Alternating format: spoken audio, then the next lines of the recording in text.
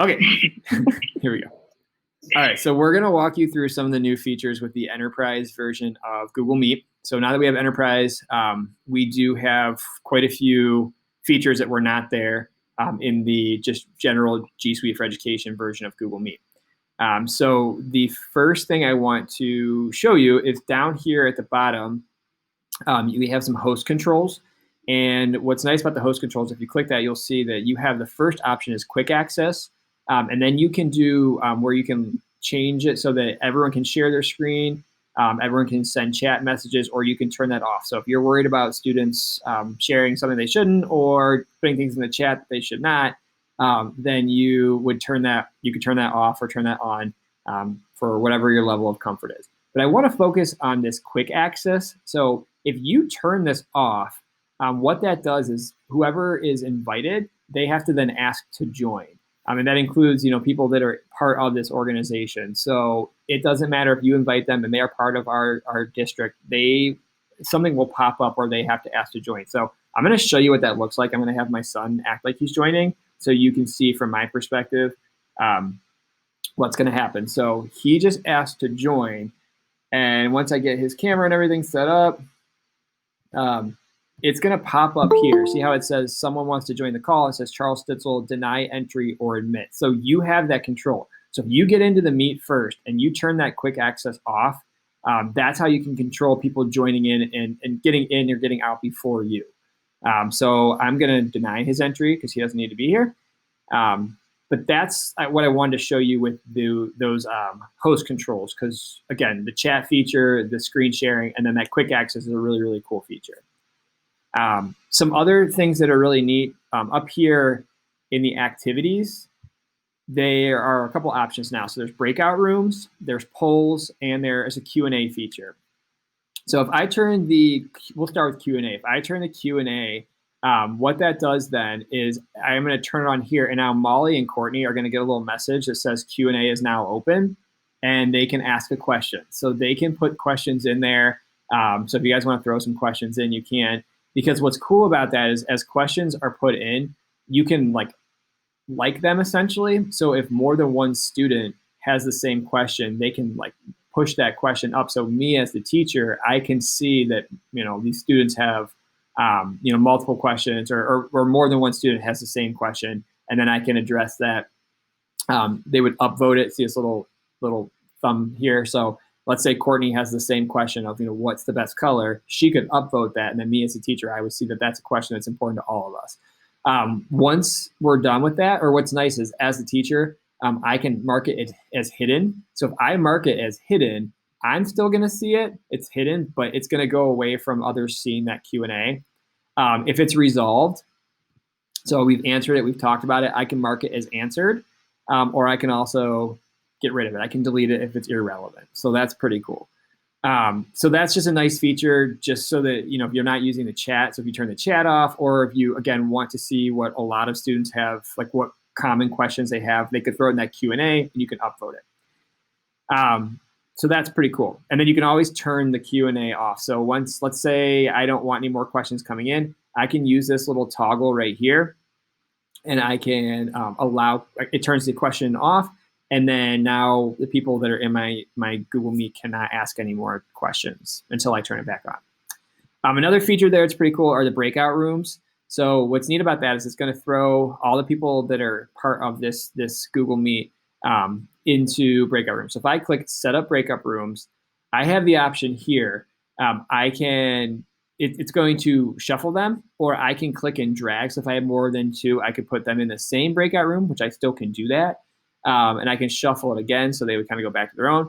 I can rename the breakout rooms. So if we're doing it thematically and I want breakout room to be all for about colors and breakout room 2 to be all about shapes, I could do that.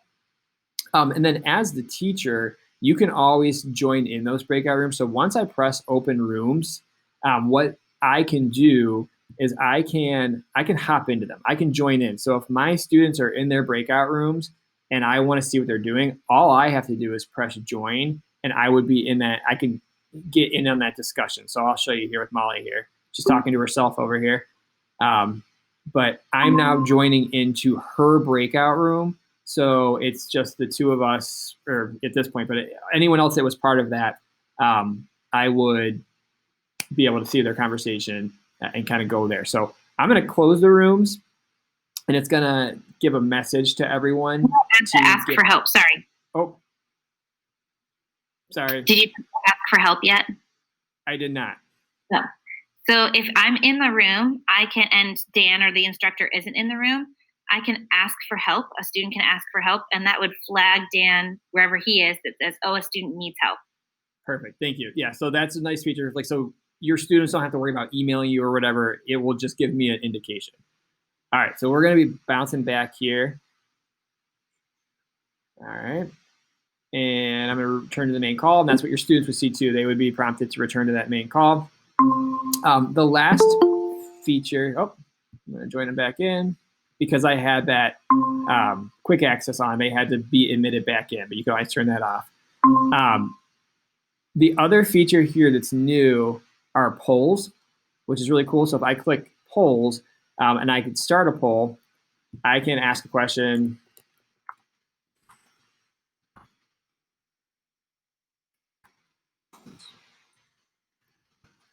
And let's say I just want to give them, I know it's not really the best example, but if I want to ask a question here, so what's your favorite color? And I'm giving them blue or red, and I can add as many options as I want. I can press launch right now, and that poll will go right to them, or I can save it, and when the time is right to ask that question, then I can launch it. So if I know ahead of time I'm going to be asking questions throughout our Google Meet, I can get them all saved and launch them as they come up. What's nice too is you can turn it on to show everyone's results, or you can keep it pretty private. So I'm going to launch this. And then now if Molly and Courtney go up to that little activity symbol and they click polls, they'll see that question there. And they'll be able to vote for either blue or red. So you'll see I got 1 vote, 2 votes. So we have 2 for blue, which is pretty cool. So I can then end that poll when the time is right. I could keep it going the whole time if I wanted. It doesn't matter. But if I just want that quick feedback, a poll is a really pretty cool option. The last thing I want to show you, and then if Molly or Courtney have any other suggestions, we'll go there. But down in the snowman, you'll notice that we all have different backgrounds. You can go to change your background now, and there's some pretty cool features there. So you can blur it, so slightly blur or kind of a full blur like I have. But you also have all these digital backgrounds that are there for you. So if you want to go camping, you can do that. If you want to be in a field of beautiful flowers, you can do that. I mean, you can be in space like Molly, whatever you want to do, and climbing mountains like Courtney.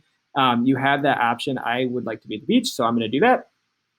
So that's kind of a cool feature, especially to show your students. So if they're at home and there's maybe they don't want their background being shown, they don't want they have siblings, they have animals, they just want a little more privacy. They can change that digital background so you're not going to see what's behind them. The other something else is pretty cool is you have the raise hand feature now down at the bottom. So Molly, she raised her hand, she pressed that. So now I know, and I can see the little symbol over here that I need to call on Molly because she has a question. I can, say, okay, Molly, you can unmute yourself now. She can ask her question. It's pretty cool. Let's say that Molly's acting crazy and she's just not doing what we need her to do. I can hover over her image and click this little subtraction sign, this little minus sign, and I can remove her from the meeting. I can get rid of her. See you later, Molly. I can also, let's say that I'm sharing a screen or there's a student who we all need to listen to, or I want to myself, you can press the little thumbnail and that will pin that frame, so that person, to your Meet so that they're not going to go away depending on your layout. That will stay there. I know people have been asking like, hey, I want to be able to see my document camera image at all times, but it bumps when someone talks. If you pin that, you'll still be able to see it. I guess one last thing with the layouts, if you change your layout here, what's pretty cool is now with the tiled, you don't need that extension anymore. I don't even believe that extension exists. So let's get rid of that extension. You can actually change, you can click here and drag to get up to, I believe, 49 people into your tiled view. So you don't need that extension anymore. You can do it right in Google Meet. So those are just some of the things I want to talk about. Do you guys have anything else that I missed, or anything that yes, Molly. I just wanted to remind people that You can turn on captions. That's not a new thing. You've always been able to do that. So if you have any students with any issues with hearing, you can turn on the captions. I can turn it on and see it just on my screen. So if I'm going to do a recorded video and I want captions on it, I would turn on my captions and then record my meeting. But then if a student individually needs to be able to see the captions, they can turn it on for themselves and the rest of the class doesn't see it. Yeah, so you can see I turned my captions on there.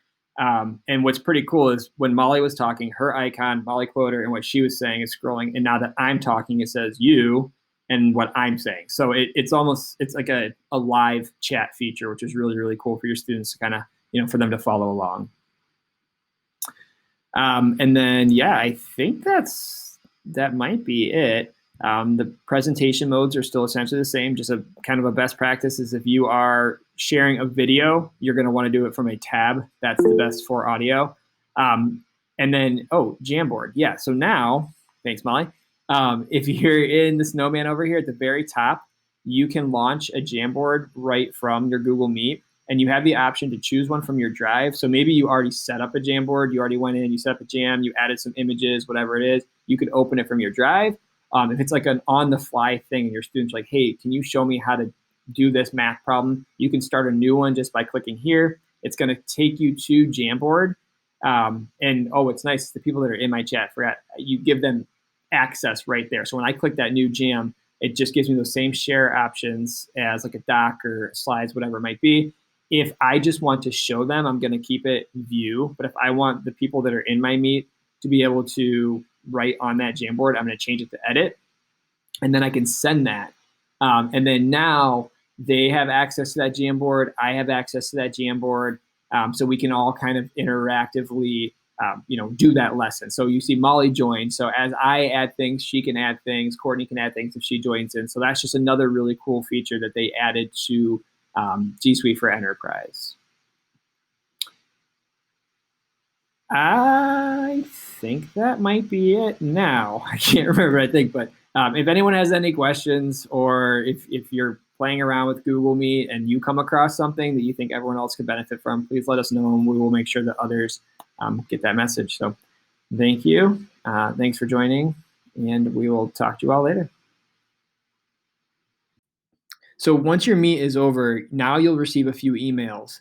The first email that you will receive would be attendance. So you'll see when your students logged in, you'll see, because you'll see their email address when they logged in, you'll see how long they were in that Google Meet. What you will also see, which is pretty cool, and I have pulled up here, is if you did any question and answering or polls, you'll see those questions, you'll see those results. So it gives you an individual Google Sheet for each of those, but you can also, it shares it in a folder for you as well in Google Drive, so that it all kind of saves in that one spot. So you'll see here for the poll question, for example, it tells me, what they answered for that question. And if I had more questions, they would be here. For the question and answer feature, you'll see the questions that, each of those students, so in this case, Molly and Courtney asked, and you'll see that question they asked, you'll see who they, who submitted it, when they submitted it, and then any of those upvotes. So that's really nice. So if you can't remember like how many students, put that thumbs up to say like, hey, I have the same question, you'll see it in this Google Sheet where you can see that, that was something that maybe we need to go back on, or something that we need to, like really spend some more time over. So those are just some of the other features with that enterprise that we have now that you will receive those emails when you are done.